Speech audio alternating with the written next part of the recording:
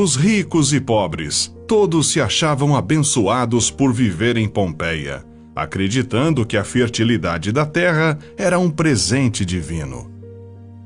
Eles jamais podiam imaginar que o solo era tão fértil por causa das antigas explosões do Vesúvio. Na verdade, para eles aquela era uma montanha qualquer, apenas um belo e silencioso vizinho que completava a paisagem da próspera e rica cidade. Eles não sabiam o que era um vulcão e nem sequer tinham um nome para isso. Essa foi a razão pela qual pequenos tremores naquela quente manhã, que poderiam servir como um sinal de alerta de que algo devastador se aproximava, passaram despercebidos. Era pouco mais de 10 horas quando um estrondo ensurdecedor ecoou pela planície, seguido por um forte tremor e uma chuva de rochas vulcânicas. Em questão de minutos, o dia virou noite. A fumaça negra do Vesúvio bloqueou completamente a luz solar. As pessoas, assustadas com o barulho e impressionadas com o céu negro, saíram de suas casas. Mas a nuvem negra não era apenas uma fumaça. O Vesúvio lançou na atmosfera toneladas e mais toneladas de rochas que atingiram sem dificuldade os 10 quilômetros de altura.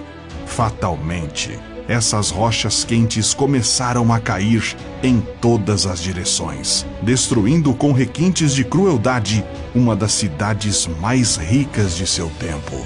Homens e mulheres, crianças e idosos, todos ainda sem saber o que se passava. Milhares de pessoas corriam sem rumo, marcando as cinzas suaves e a lama vulcânica com pegadas de desespero humano que permaneceriam desconhecidas por quase 2 milênios. As pessoas que correram para o norte escolheram um caminho que ajudou a salvar suas vidas. Os que escolheram o leste foram de encontro a um caminho sem volta.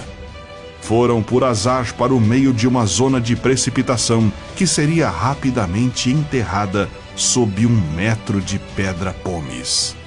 Outros ficaram em casa rezando e não tiveram a menor chance de escapar. À medida que mais e mais cinzas caíam, entupiam o ar, dificultando a respiração.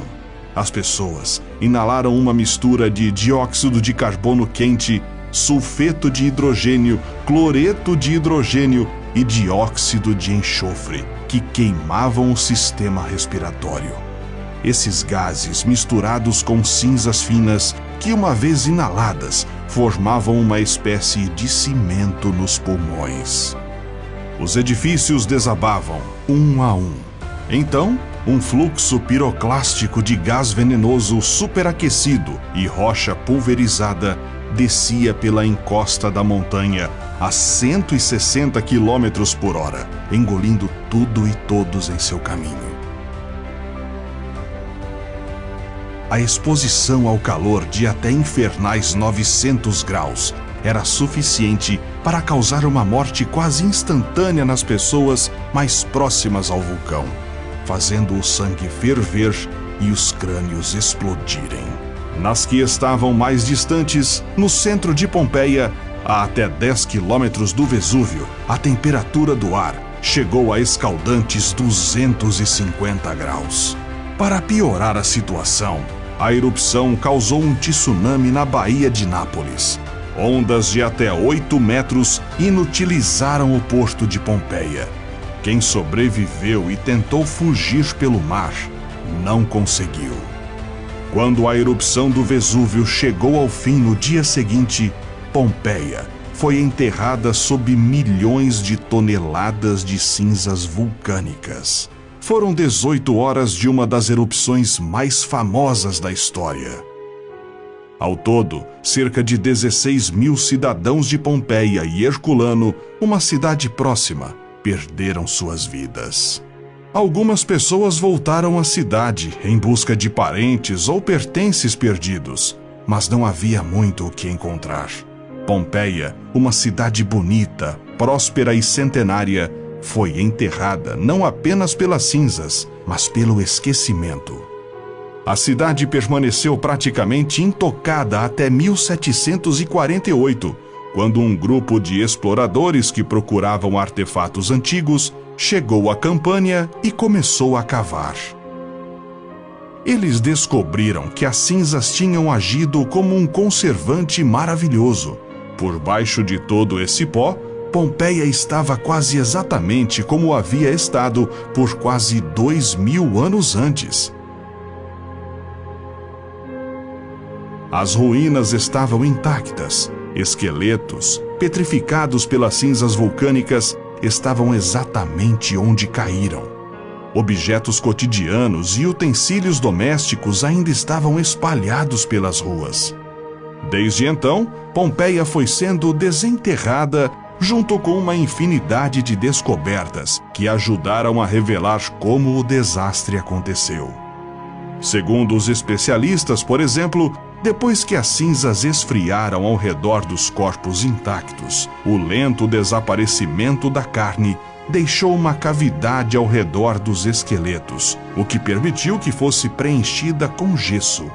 Foi assim que os corpos de algumas vítimas foram petrificados e transformados para sempre em múmias de gesso. As sombras do mesmo Vesúvio, as ruínas de Pompeia, estão abertas a turistas do mundo todo.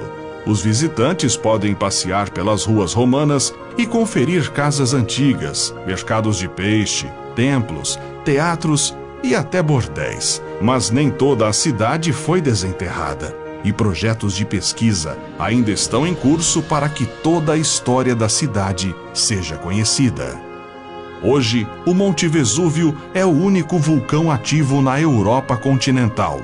Sua última erupção foi em 1944 e sua última grande explosão foi em 1631. Outra erupção é esperada no futuro próximo, o que pode ser devastador para as 700.000 pessoas que vivem nas zonas de risco ao redor do Vesúvio. Mas felizmente, hoje sabemos muito mais do que os antigos romanos, e sinais de uma grande erupção serão muito melhor interpretados do que há quase 2000 anos, permitindo que cidades como Nápoles sejam evacuadas a tempo. Você já conhecia